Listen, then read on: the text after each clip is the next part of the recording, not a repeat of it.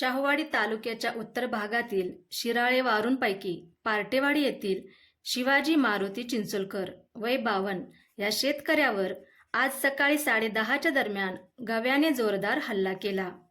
यामध्ये ते गंभीररित्या जखमी झाले असून त्यांना पुढील उपचारासाठी तातडीने कृष्णा हॉस्पिटल कराड येथे हलविण्यात आले।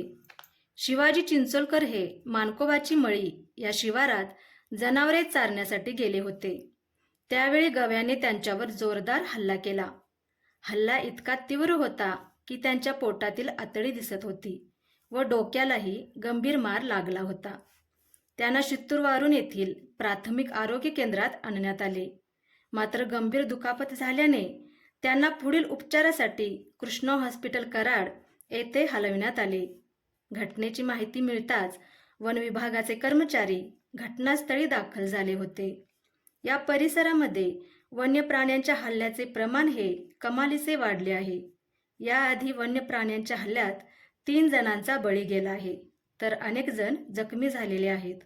अशा घटना वारंवार घडत असून सुद्धा वन विभागाकडून याबाबतीत कोणत्याही ठोस उपाययोजना केल्या जात नाहीत। वन विभागाने या वन्य प्राण्यांचा तातडीने बंदोबस्त करावा अशी मागणी नागरिकांमधून सातत्याने होत आहे।